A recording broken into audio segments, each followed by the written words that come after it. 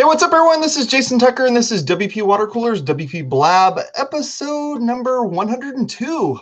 102. It's going to be a long time till 200, right, Bridget? Yeah, it's going to be a little ways. Episodes. Exactly. This particular episode is going to be LinkedIn, why WordPressers shouldn't ignore it. Oh, I'm the one that's ignoring it currently. Why they shouldn't ignore it. And we're going to be talking with our friend Marcy here. But before we do that, we like to be rude and introduce ourselves. So, Bridget, tell us about yourself. Hey, I am on LinkedIn. I believe that LinkedIn is a good place to be to share professional-facing things about yourself. It's linkedin.com/in/Bridget Willard. I super hate the way they do URLs, and they're super behind on technology. But, you know, you can learn some ins and outs from our friend here shortly. Otherwise, you can find me at bridgetwillard.com. Nice. I'm Jason Tucker. You find me over at Jason Tucker on Twitter. My website is jasontucker.blog. And I'm Jason Tucker on LinkedIn. So if you want to go check out my resume from a couple years back, that's definitely where it's sitting there at. So feel free to go take a look at that. But do you know what's missing right here? What's that? A sponsor ad, because you, the sponsor, missed an opportunity. You could check out our sponsorship opportunities. We have 3 levels, and hit us up at WPwatercooler.com/sponsor. Awesome. Awesome. Okay, we've been rude. Marcy, tell us about yourself. Hey. So first of all, I am not a LinkedIn hater like the two of you. I'm a LinkedIn lover. Not that, erase that. So yes, my name is Marcy Massura, and I've been doing social media since before they called it social media. I have an agency, Orange County based, called MM+Co, strategy, digital, social, and PR. But really, I'm here not as an agency, but as a person who knows a lot about LinkedIn and get a lot out of LinkedIn, and I will convert you. So there you go. Awesome. We're excited. We're excited. We had one other person come on talking a little bit about LinkedIn, but I really wanted to find, like, how can people that have small agencies, that have some type of small business that they want to actually be able to kind of promote things on. I mean, you saw how I tried my best to promote this particular episode on there, and I had no idea what I was doing. I was like, oh, wait. Oh, I've had 3 jobs since I last was on this thing. Let me figure out how to update my stuff. And makes me sad, man. You're making help me me, sad. Marcy. What am I supposed to do on there? It seems like every time I go into like a group, or if I go into anything like that, all they're trying to do is kick people out. They're like, oh, you're promoting, get out of here. And I'm like, I don't want to promote. I just want to tell you that I know stuff. Right. I think that in and of itself, you really should see that as a positive. LinkedIn has a very strong self-policing community ethic, I will say, in that most of the people who are active members there, they work pretty hard to keep it pure. And if you're slimy, creepy, not you, Jason, but like if there's any indicators of people that are trying to hard sell or misuse the groups, they will call it out. It doesn't need an admin. Somebody will call it out. And that sort of self-policing is one of the things that makes LinkedIn such a valuable platform for personal use, because most of the engagements, most of the conversations there are what I say are help focused versus other platforms that are really engagement focused. So like a good example of that is, when you're on Facebook and somebody writes some cheesy post like, hey, what was your favorite color when you were 12 and a half, right? Or something, right? And then the people are like, orange, yellow, green, and they get all like, for what am I doing? There's no meaning in this. There's no win in this. There's not even a win for the person who posted it. How could they possibly care? And yet, like Pavlov's dogs, people respond. That would never fly on LinkedIn. Only if it was a paint company or Pantone, maybe. Right. There might be some correlation, right? Maybe. Maybe. Right. But on LinkedIn, that would never even fly. First of all, it wouldn't get any engagement. People would blow past it. And you're more likely to get somebody saying, this isn't a good post for LinkedIn. The people just tell you straight out, why did you post this? It's very interesting, the dynamic on LinkedIn. And I do think when I hear people say, I used to be on LinkedIn, but I just don't like it. It's usually because they got smacked down for bad behavior. Oh, but all I was saying was, hi, my name's Jason. I build websites and stuff, and it's fun. So what's your favorite color? And then everybody was like, no, go back to Facebook. Go talk to your racist family. And I was like, oh, okay. I guess I can go back to Facebook and talk to my racist family. I mean, just noting what you do for a living is enough to trigger, especially in groups. Groups on LinkedIn are highly guarded and protected. Yeah, it's more like Reddit for our nerds who are here. Yes, yes. You know how Reddit self-polices and they're just like, oh, hell no, get lost. And they just get you out of the group. Right. It's similar to that, but with a tie on. Right. Like it kind of bridges a little bit, but they're not having it. And sure, that can be hard to take, especially if you're like earnestly, sincerely just saying, hey, this is what I do for a living. It can be, it's not nice for somebody to say, oh, you're trying to sell me. But I see that as a real win, because now what that means, when you go to LinkedIn, you're likely to have a more pure experience, and you're less likely to get the hard sell from the occasional follower, or somebody that you're connected with. Plus, we have the opportunity to say who we are in our headlines. So it's like I put Bridget Willard, relationship marketer. So it says Bridget Willard, relationship marketer. So it says what I do. Mm-hmm. So like, could we just go backwards a little bit and say, can we have some of Marcy's top 5 advice for WordPress people? Like okay, because I see a lot of people putting weird cropped pictures of themselves because like their girlfriend's out of it, or something holding a cat. No, the phantom hand, like somebody had their arm around them and it's just like a hand. Like, wait, are we talking about MySpace or are we talking about LinkedIn? Because this is that's the problem, because a lot of people have just not treated it like the professional space that it is. We talk about profile images and some basic setup. Yes. I actually years ago wrote a post about profile pics and their true meaning. The picture of the bride and groom, the picture of a dog, the animated character, if you're wearing sunglasses, all of these things that it was a comedy post. It was basically making fun of just about everybody.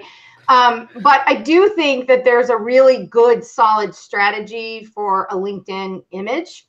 It really should reflect how you expect people to meet you in real life. If you never wear a suit and tie, for the love of God, don't take a picture in a suit and tie to put on LinkedIn to act like you're like, I got my stuff together. That's ridiculous. If you live in hoodies, your picture's in a hoodie. If you live in blouses, your picture's in a blouse. There's no reason to sell yourself other than what you really are.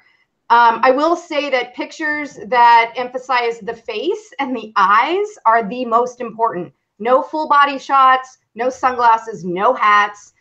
No writing on your shirt, whatever you're wearing on your shirt. It's distracting and polarizing. Even if it's a favorite sports team, you're likely to piss somebody off, right? So think about those things. Think about how does this portray you? Also, pay attention to your header image and what you use for that. And for the love of God, have a header image. I'm amazed how many people don't have a header image.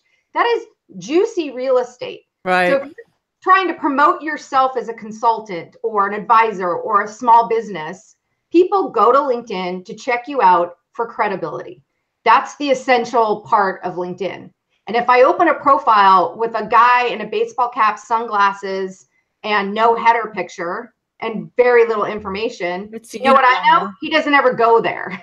Yeah. He's playing the LinkedIn game. And LinkedIn just changed it. It used to be that your header image was like this, your picture was like that. Now it's to the side. So you have even more usable real estate. And, if you really have trouble, just go to canva.com and do something there. Exactly. For free. I mean, there's a lot better than whatever's there right now. Well, right. It's better than just the default. So what should that image on the top be? What should that cover image thing be? Like, what is it? I mean, mine just says Jason Tucker and there's like some water with like I don't know where I took this picture, but I took some really great picture and stuck it on there. I don't even know what I'm supposed to put up there. Is it supposed to be like arrows pointing down saying hire this guy, or no? It's like, the same as my website header. Okay, that was what I was going to say. So You have to think of this as a website. This LinkedIn profile is a static website. That's what it is. It is your profile website, owned and hosted by someone else. So you're decorating a room in somebody else's hotel. Nevertheless, it serves a very valuable function. So you have to treat it as such, right? You need a visual up top that communicates what you do. You can get really creative. You could have shots of different websites that you might build up there, and a big thing that says, hire me, I'll make your site better. You could, it's a billboard, if you will. I will tell you that because of my wackadoo life and diverse agency, my image is just a cool image. That is, if you go to Marcy Massura, and I'm pretty much Marcy Massura across the internet, you'll see what I mean. And I get a lot of compliments on my header image, which is kind of funny. It's a cute header image. It's cool. It's just like, here's the desk that I virtually sit at. Yeah. So, you can use it as a real billboard, or you can use it to convey part of your personality. If you'd rather lead with your personality than lead with your work. But it is a safe place to promote what you do without offending anyone. People expect that when they go to your profile. Right. And that's another thing I want you to talk about a little bit, is the fact that you are literally allowed to brag on LinkedIn as far as a culture goes. Can you talk a little bit about? Yeah. So remember, I was saying that it's a help-focused community. People are looking for ways to help each other. They're looking to post things to get help. Part of that sort of generosity of spirit is carried through in remarkable encouragement and motivation and applause, if you will. Every day, people are posting about hitting a business milestone, making their budget, getting a new job, getting praise, winning an award. This is the safe place to blow, to toot your horn. This is it. And I think people are shy away from that because you do that in other platforms and people are less than responsive, or they're disingenuous, right? Yeah. LinkedIn, it's amazing to me, the accolades that strangers are willing to put out and say, hey, way to go. I hit my budget mark this year too, and I'm so excited. And, it's a really good place to build yourself up, where maybe some of those other platforms kind of tear you down from time to time. So if for no other reason, it's a good safe place to be. Nobody's going to comment on how you look or anything like that. It's just not appropriate there. Right. So there's they even have a pro account that's in this, like a premium version of this. Is that only for people that are looking to hire somebody, or is that something that other people should be looking at as well? There's different. They actually have several different account levels. Most of them are geared towards HR and recruiters, and that gives them extra search tools, which are pretty kick-ass and awesome, by the way. You can find very specific individuals, how long they've been at a job, just very, very specific information. I will say that I am actually a premium member of LinkedIn, so I pay each month to be a premium member. So why would I do that? When I was looking for a job, it's very, very important. You take priority, you get some extra listings. There's a lot of different perks around how you search for a job, including geography and level of experience and all these kind of nuances that kind of get unlocked when you pay that. But I'm not looking for a job anymore. But it allows me to see more on the platform when I want to look up individuals that perhaps I want to target for business. I want to find out more about them, or I'm searching for people of a particular, job title. It allows me to do that. So that's a reason to pay. Another reason, which is, and I'm not sure if this is a pay level, I have to look, but I'm really excited to share this with everybody who's watching. LinkedIn has something called Pro Finder, and most people aren't aware of it. But just about every single day, LinkedIn sends me what would be equivalent to an RFP or a job request. Right. Company looking for a consultant, looking for work in my category. So if if you're a small business owner and you create a business page properly, there are guidelines for this, and you have a robust personal page, you can opt into this. and everybody looking for a website, well, robust, you know, like meaning you actually have to go there, Jason.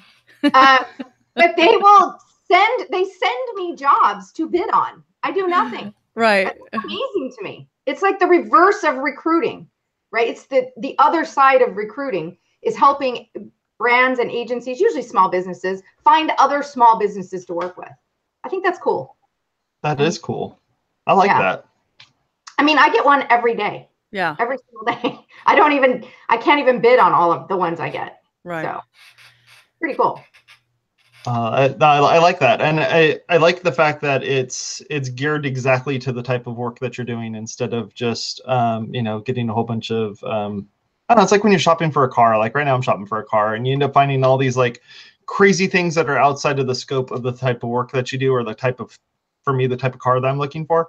And so by, you know, essentially you're telling LinkedIn, just like you do on Facebook or any of these other sites, you know, here's what I like, here's the things I do, here's the stuff that I like, and then hopefully those advertisements or ways that they're going to be approaching you will end up being relevant to you.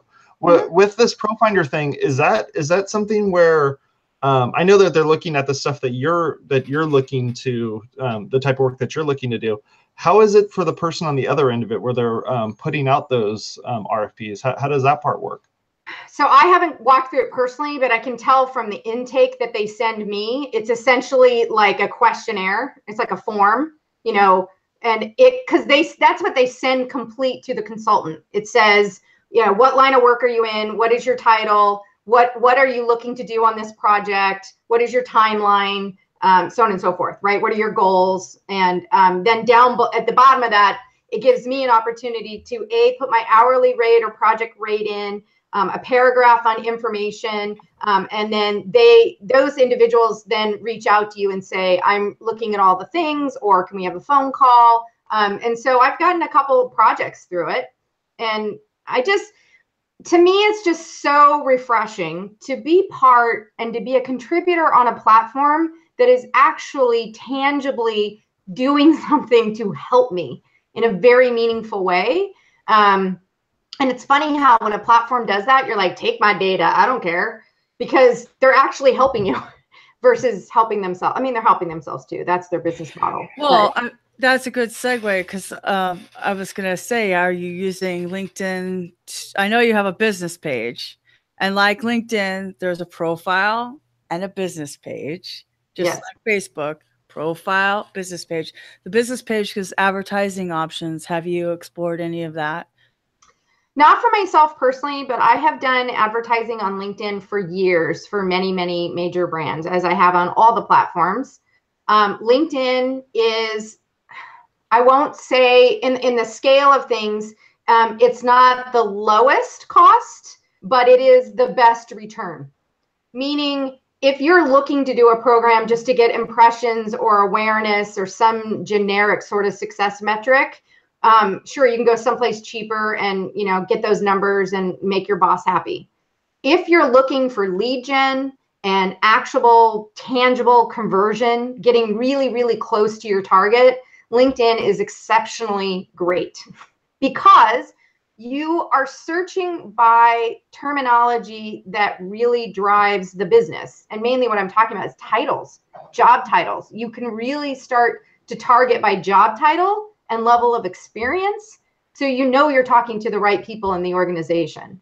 And so, yeah, advertising on LinkedIn gets better and better and better every year. I'm sure you guys have seen InMail, maybe not Jason because he's never there.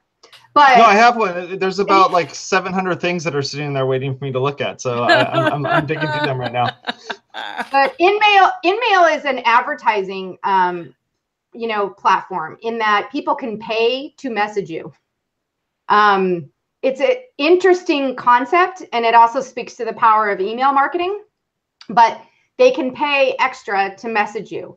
And LinkedIn makes it very easy to brush those people off. There's like an automatic response at the bottom. No thanks. Interesting. You know, like it's a very seamless, it doesn't feel, when it first started, I was like, oh, it's a little shaky, but nobody overuses it. And it's nice. So their advertising platform is diverse. There's in-feed advertising, there's sidebar advertising, there's this InMail concept.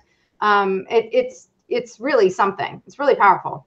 Yeah, we used it a lot when I worked for an advertising agency that specialized in franchise development. But that job title thing, that's really a good point. So in WordPress, I don't know if you know how weird we are, Marcy, but we have these bizarre job titles that make zero sense. So you're like the director of happiness, the captain of your own domain, the mistress of your kingdom.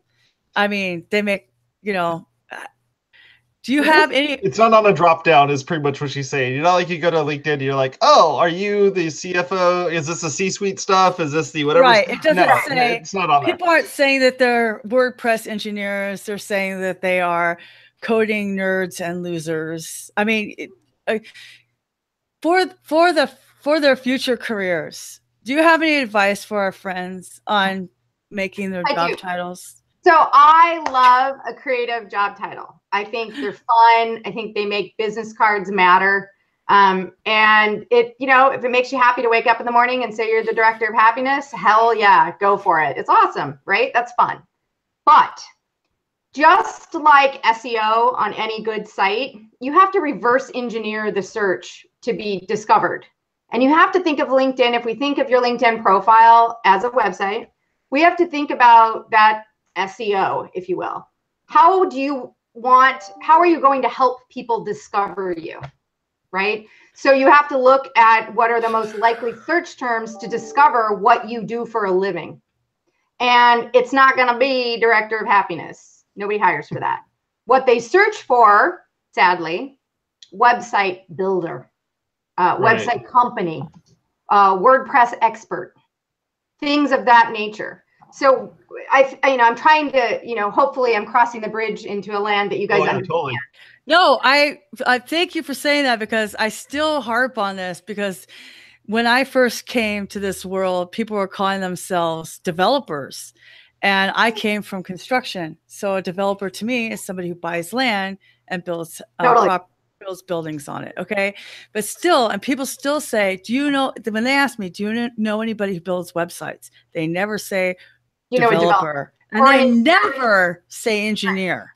Right. Ever. Even it's though not the common vernacular. So if somebody is using the word developer, coder, engineer like that, there's somebody who's already in the world. They're already there. But when a CMO needs a new website for their company, they are looking for a website company, a website designer. That's what they're looking for. Now I get it, gives people want to shudder, like, oh my God, I don't want to call myself a website builder. Like, that's horrible. Work out a way where you're comfortable to come up with a hybrid. The title spot, which is basically like there's two places where your title goes on LinkedIn. Underneath, like your picture, I'm gonna be a drawing for you. The picture on your header, and you have your name, and underneath that you have sort of what I call a personal tagline. Okay, and you can put bleeping anything there, and you can create a hybrid for yourself. So you can say director of happiness, parentheses, website builder. So in search, you're going to be discoverable. Right. Here you go, Marcy. I'll give you a. You can take a look at mine right here. How about that? Okay, very good. All right. So you're saying this part right here, right? Yes. This is the. Exactly. That is your personal tagline. And look how much space you have there. So you can do a lot of. You can still have fun. Get those damn keywords in there. Keywords. You can put all sorts of fun stuff in there. Yes. Now, if you go down, if you get out of here and you go, I think you get out. Yeah. You go down to like your first job listing or your company listing. That's where, right there, where it says IT director, that is where your official title goes. But I also encourage you to use common vernacular in this title, and then parentheses. So that you should lead with the common vernacular, and your parentheses should be your fun name, or the title that is relevant to the organization you're with, or what have you. So an example that is outside of the wacky WordPress world that is very common is in marketing, in agencies, not all SVPs or VPs, like it's not all equal. When you go to a brand side, there's very few SVPs on the marketing team, right? It's just structured differently. Like that would be equivalent to the CMO. So it's a little wackadoo, right? So what you often see is people will put their title and it's what it really is, like what it stands for, right? And you could even look at my profile. I've done that. I think it was my last job. I was something engagement something, and I think in parentheses I have SVP because it was equivalent to the SVP in that organization. They had a different structure. So so that's a little bit about titles. Yeah. So, and if you scroll down to like my experience, yeah. So you'll see here I did parentheses SVP. Yeah. Right. Smart. Yeah. So that's my lovely profile there. Yeah. No, that's smart. I like that. And I guess the thing is that there aren't instructions on how to do this in on LinkedIn. It's more along the lines of what did all those people that are using LinkedIn actually start doing? It's almost like the @ in Twitter or the hashtags or any of that sort of thing. Like those are things that were made up that were kind of they weren't purpose built within the infrastructure of the thing. So I guess if you look at enough of these profiles, and I'd imagine you probably would want to look at your competitors' profiles, look at all that stuff, and kind of see what those folks are doing as well. Obviously, just like with any SEO stuff, you're either applying trickery to it to try to hopefully get somebody who's typing in website builder versus website designer, or I mean, developers hate being called designers, but the whole idea of the term website designer was like a thing, and so people liked looking for website designers. So I guess if you put that in there, then hopefully somebody will be able to find you. Absolutely.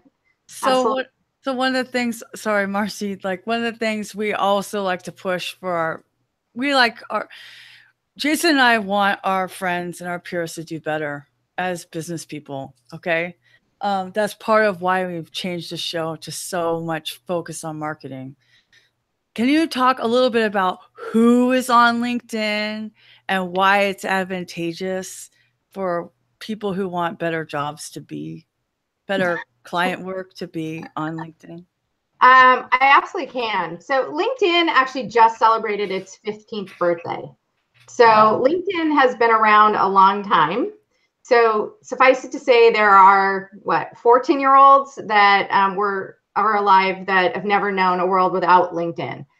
So everybody needs to kind of start and accept that this is very much normalized, and this is how the job, representing yourself as an employable human, it is very, very much the norm. And in some cases, I can tell you, if you're looking for a traditional job or a role within an organization, many companies are moving away from accepting resumes, and they simply want to be linked to your LinkedIn. So in as much as LinkedIn is a resume receptacle, it is much more than that.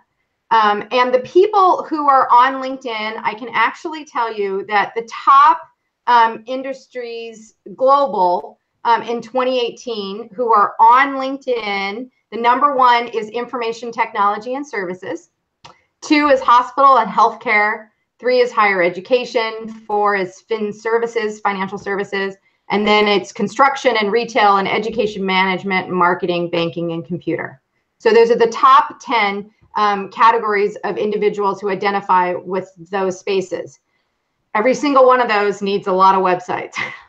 So, when you start to understand the scale of LinkedIn, and you also start to understand how it has woven itself into the selection process, not only for permanent roles, like looking for jobs, but into the consulting world, when people are project-based now, which is now the trend. This is your credibility builder. You can have a beautiful website for yourself to say, look, I built websites and here's my beautiful website. But if you have a really strong LinkedIn profile, you have endorsements from former clients that are there that have been generated with some control. Perhaps you have even used the blog that is part of LinkedIn, which is long form content, where you can actually write articles on there to build up your own credibility. All of these things are going to drive to your business, because at the end of the day, people are hiring humans. And this allows you to showcase who you are.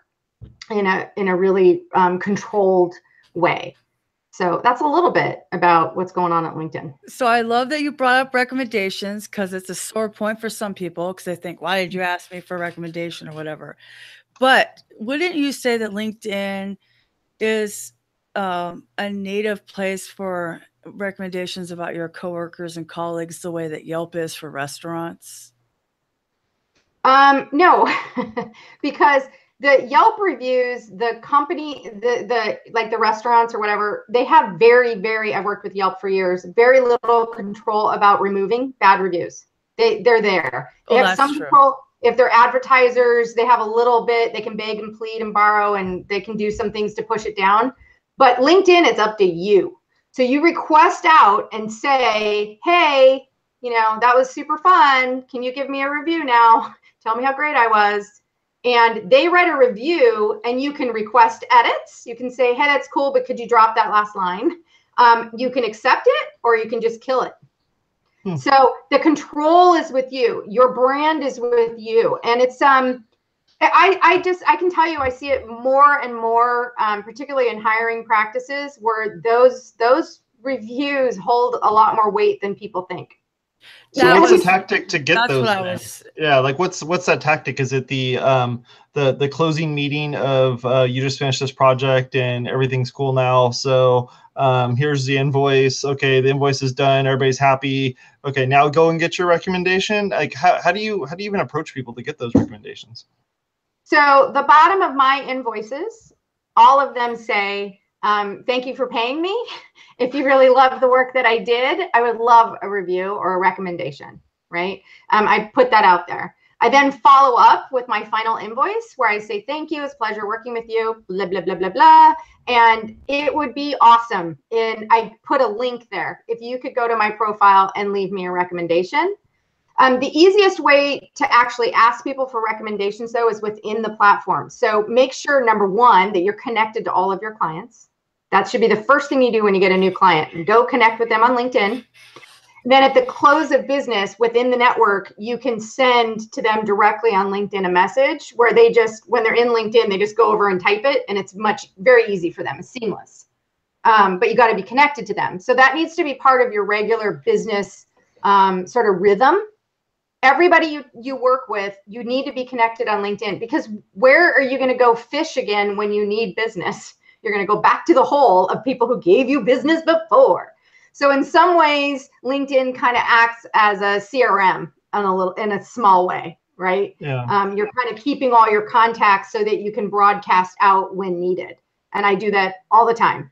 So I guess this also goes with like vendors. So if you have a vendor that you've worked with, you had a really great interaction with them, they worked great with the project that you did with them, you should definitely recommend them. And I think what Bridget was asking earlier regarding like coworkers, if you're trying to build up that those recommendations, couldn't you just ask your coworkers, like, hey, so and so in finance, in the financials department or the accounting or the social media department or what have you? Can you leave me a recommendation? Are those types of things that you should look into as well? Absolutely. Anybody that you touch or work with in any capacity. So anybody who's a coworker, it's great if you have a boss or a supervisor also speak, leave a recommendation. Any vendor or subcontractor, you can ask them. Great. It was great to work with this person. They were super fabulous. They can also leave a recommendation. You can pretty much ask anybody that you've touched in a work capacity. I've deleted them now, but when I was on the speaking circuit, a couple of my bigger keynotes, I actually asked the audience to go and give me a review and leave me a recommendation on LinkedIn. And I had hundreds saying that it was a great talk, but there you go. Like in one day, I think I had 50. Very good idea, cool. because we have a lot of people who speak, Jason. Yeah, definitely. That would be interesting to see how that, or teach whole thing goes down. classes. The only thing I will caution is, Classes. don't fake it. Like, don't ask your friend to do it and then you do. Like, be genuine. You want those to have some heart and some meaning for you. And so that would be my own. You can ask just about anybody but your mom, I would say. Very your mom cool. to do it. So one of the things I've noticed a lot within LinkedIn is how you find people that will they'll have multiple accounts for some reason. Like they for whatever reason created an account because of an email address that they were at one particular company. Then they think that when they leave the company that they need to create a whole nother account for another company.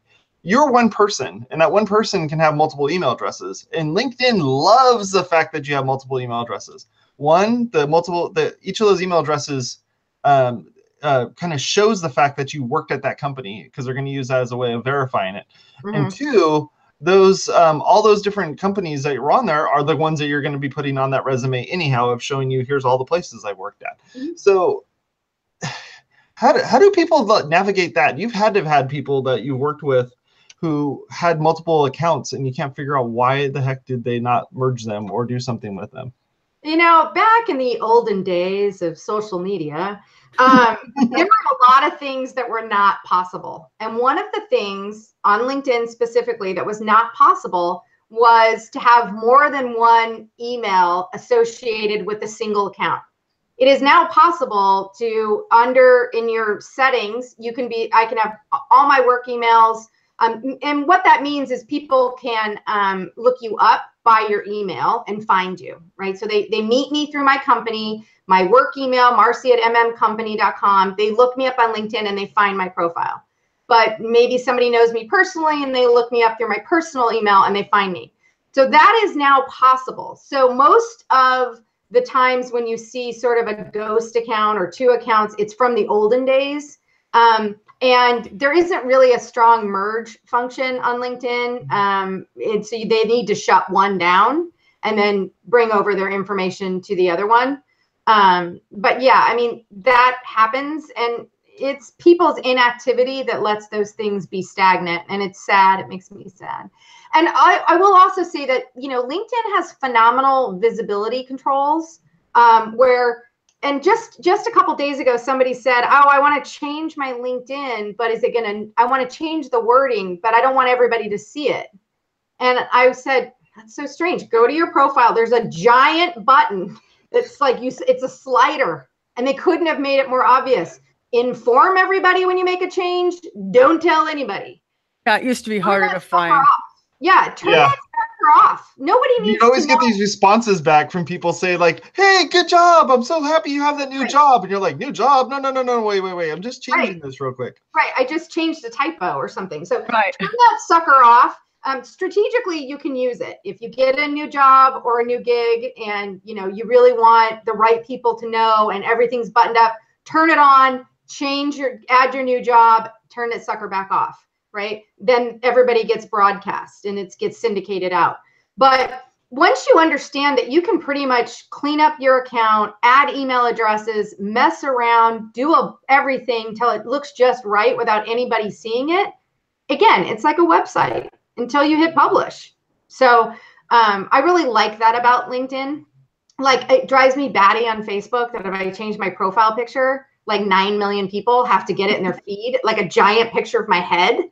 Right? Like, I mean, and then everyone's like, oh, I love your picture. I like stuff. And it's like, oh my God, I don't want you to see my head. So when I change my profile picture at like 3 in the morning, because I'm hoping it'll just like get buried. So yeah. You should do it on a Friday, because Friday's where content goes to die.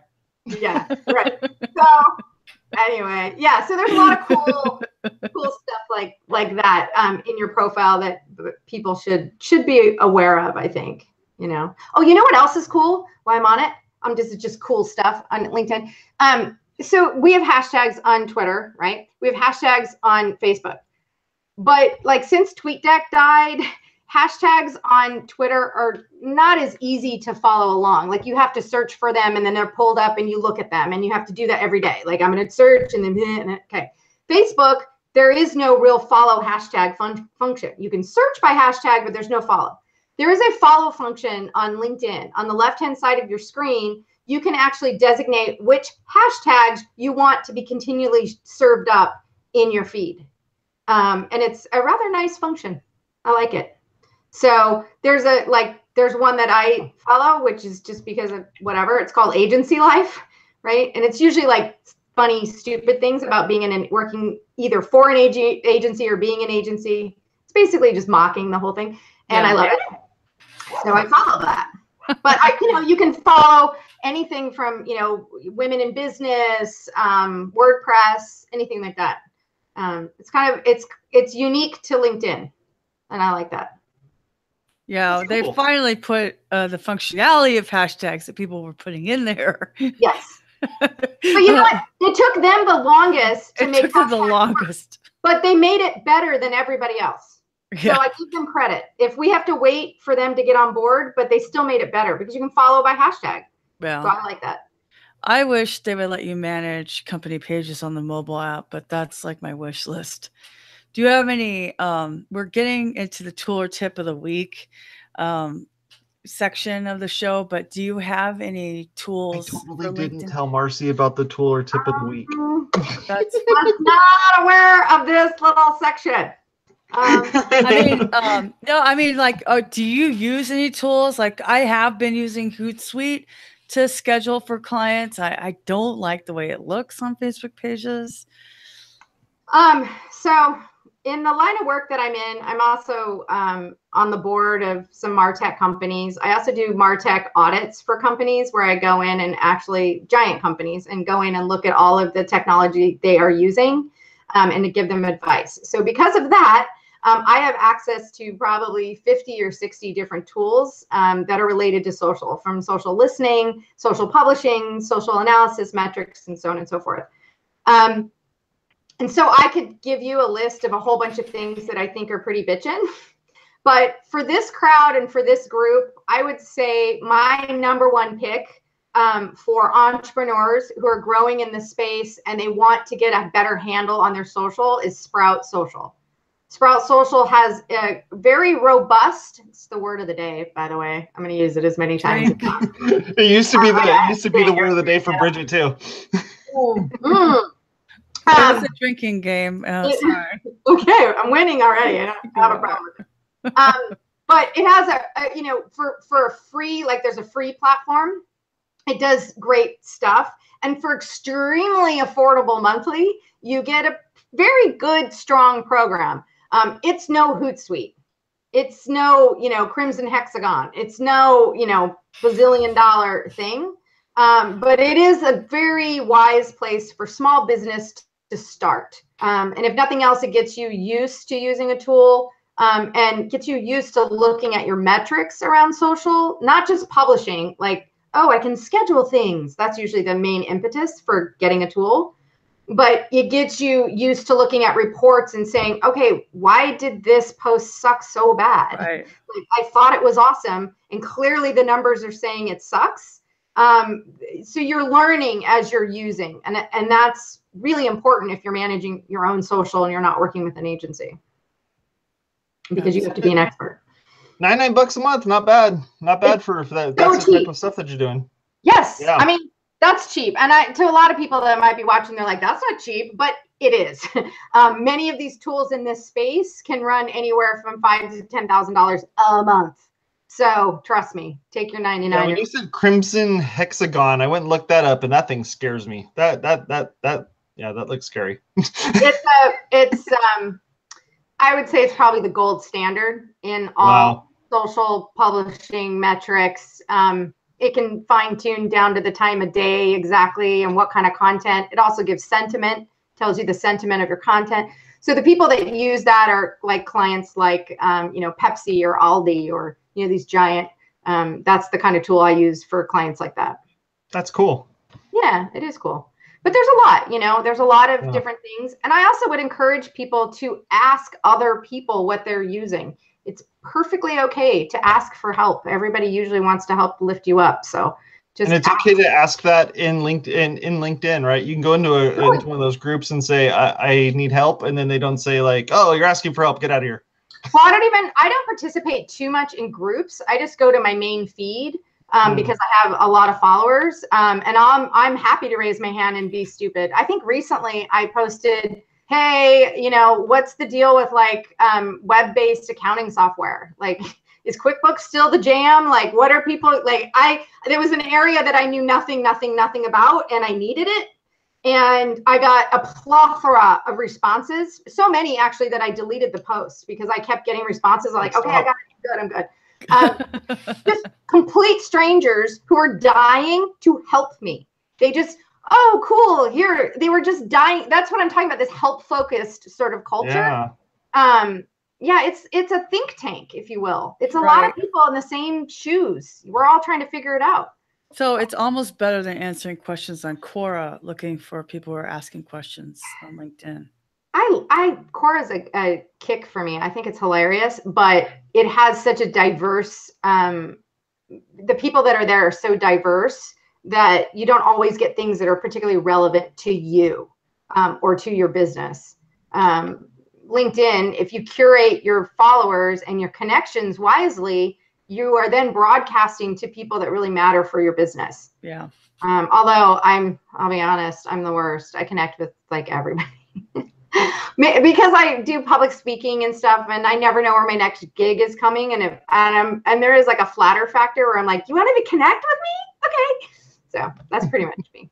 And they have no limit on LinkedIn until you get astronomically high. So yeah. I just accept. Well, you got Bridget. You got anything to share? Actually, so I've been reading a lot of what you would call self-help books. I just call them nonfiction, but you know, whatever. Whatever. I know. I recently started reading this book called How Adam Smith Can Change Your Life. Adam Smith is known for being the father of economics, but he also wrote another book about kind of character and that kind of stuff. And it's just been a really fast, fun read for me. And it's like $10 or something. If you're a Kindle person, it's even less. Maybe you're an audiobook person, but I like the paper. Like I like to just take my book to Hennessy's, drink my tequila, listen to some music and read, you know. And my favorite quote I just used in my recent blog post, he talks about confirmation bias. And I think this is a really important aspect of the WordPress world specifically, because it's so easy for us to only be with WordPress people, going to WordPress conferences, talking about WordPress. Maybe we'll talk about JavaScript or React, or maybe we'll talk about Vue. Maybe we'll talk about Drupal or Joomla, but still, we're still with tech people. And that's kind of a limitation for us. Anyway, it says, the book is by Russ Roberts, so it's his quote. A modern name for Smith's insights about self-deception is confirmation bias. Confirmation bias happens when we filter reality through our biases, ignoring evidence that challenges or refutes what we believe, and eagerly accepting evidence that confirms what we believe. Like, I think a lot of us in this world are self-taught. We don't have a lot of business savvy. We know that there was a problem and we created a solution because we're problem solvers by our core nature. And we forget that when we only take input from people in our field, that we tend to be with people who see things the same way as us. And I like to be the devil's advocate. So some of my friends who own businesses call me and they go, well, Bridget, what do you think of this? And I go, well, da, da, da, da, da, da. And then some people are like, you're so negative. I'm like, I'm assuming the role of devil's advocate for your benefit. Like, do you want me to do that or not? But the confirmation bias, it's really, really tough. I fought against that a lot because they'll say, well, our audience are all developers. I'm like, are they? Do you have that many support tickets? Because I think if you have that many support tickets, they're not all developers because they don't know what the hell they're doing. Oh, no, they're developers because that's our friends. Well, that's your friends. That's not your audience, right? So sometimes we just keep seeing only the dots that prove our case instead of opening our mind to alternate theories and alternate ways of looking at things to make the business better, right? Yeah, like to me today, being in the travel industry and listening to a keynote that maybe I wasn't excited about, gave me ideas about what I could do better, what was true, the way people think. Like maybe she tailored that based upon conversations she had with people who don't understand anything, right? So it's like sometimes we just we need to stop, drop, and roll with our pattern of thinking and look at it another way. So I recommend reading nonfiction, but this book's really great. How Adam Smith Will Change Your Life by Russ Roberts. That's cool. Awesome. That's cool. That's very much like the preaching to the choir kind of thing, right? That's really, right. Yeah.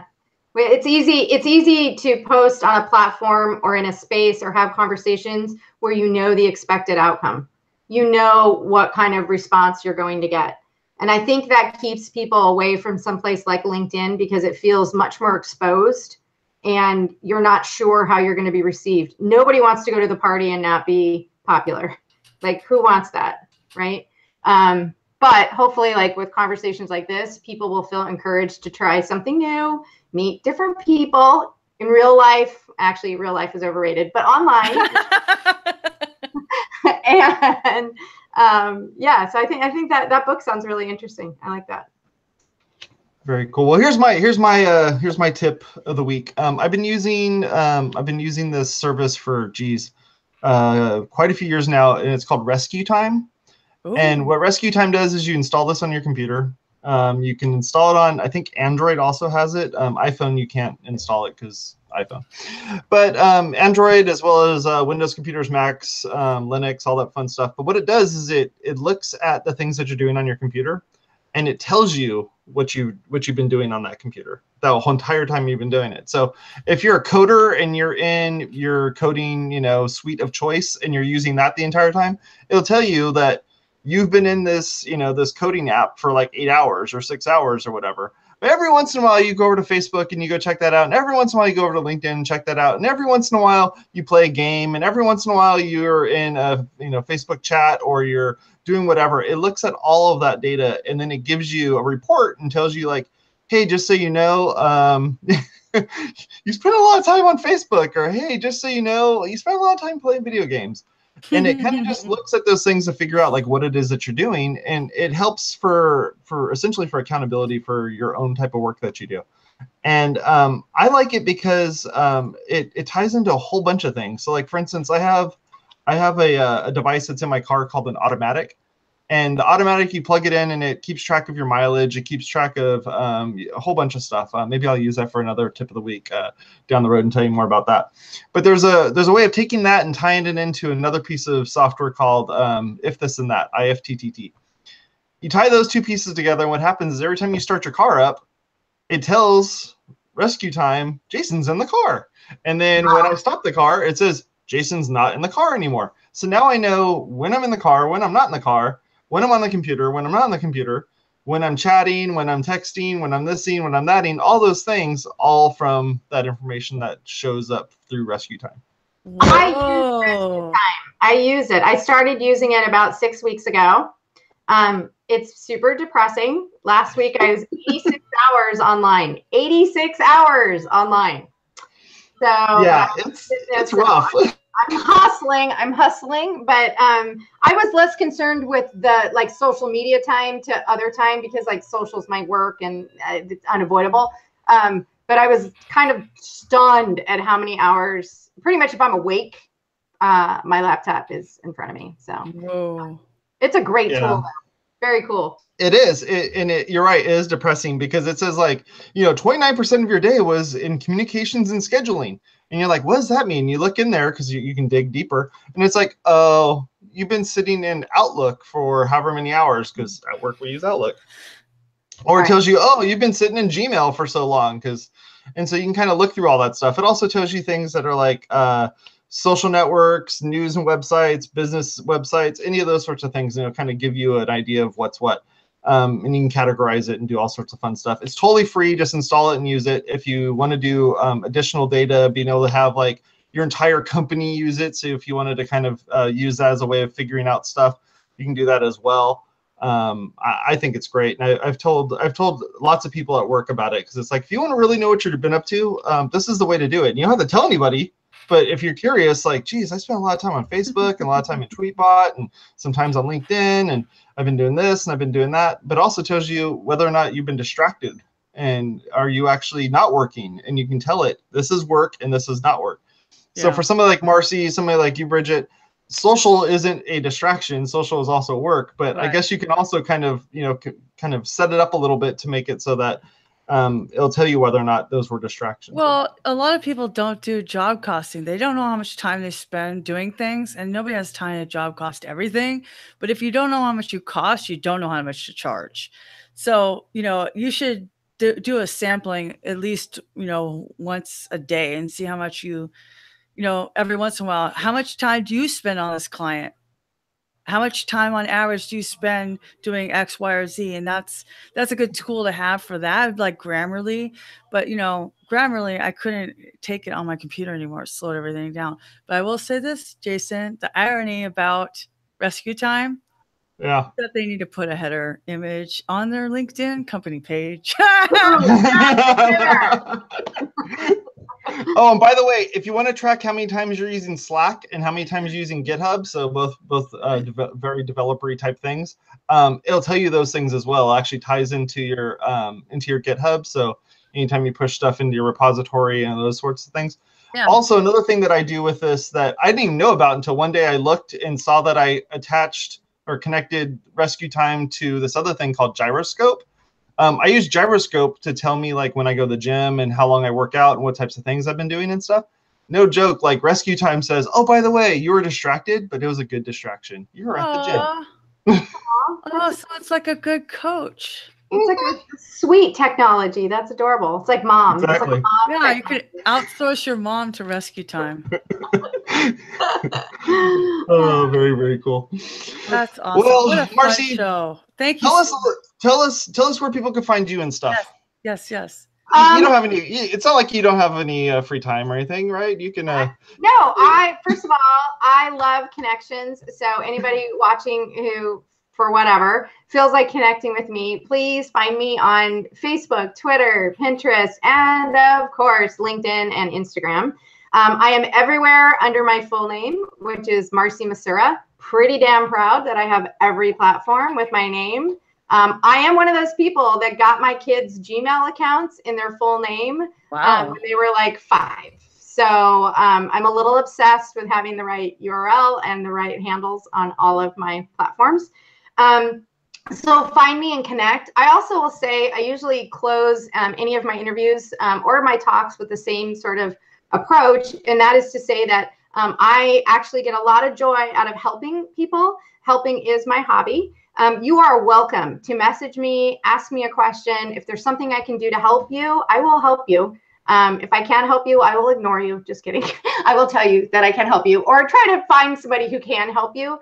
But that is a personal motto of mine, and it's always served me very well. You'd be surprised how very few people take advantage of that, but it's sincere. My real phone number is on my real website. I have no shame. So if you need to text me or you need me, just reach out. I'm here. So awesome. Well, thank you very much, Marcy, for doing that. We really appreciate it. If you want to find more about this content and stuff that we put out on our website, you can go over to WPwatercooler.com and check out that. If you want to subscribe, WPwatercooler.com/subscribe, where you can learn about how you can subscribe on YouTube, how you can subscribe on any of the podcasting networks, any of those sorts of things. We do those types of stuff there. And if you want to sponsor the show, like you noticed at the very beginning, we didn't annoy you with a sponsorship there. You go over to WPwatercooler.com/sponsor, where you can learn how to sponsor over there as well. Thank you very much, Marcy, for taking the time out and being able to hang out with us. We really appreciate it. Bridget, as always, it's been a fun time hanging out and talking. You guys have a good rest of your week. Talk to y'all later. Bye-bye. Bye. Whoops.